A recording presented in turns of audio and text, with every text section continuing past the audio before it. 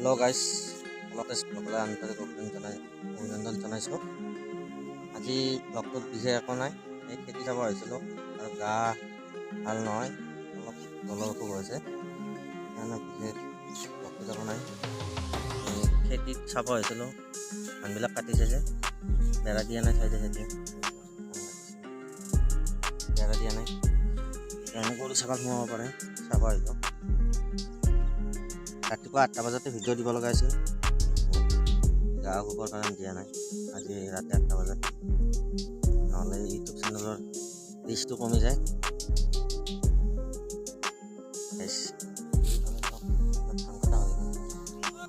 আৰু মোৰ পিছফালে আছে এইখিনি খেতি, আলু খেতিবিলাক দেখুৱাই থাকোঁ।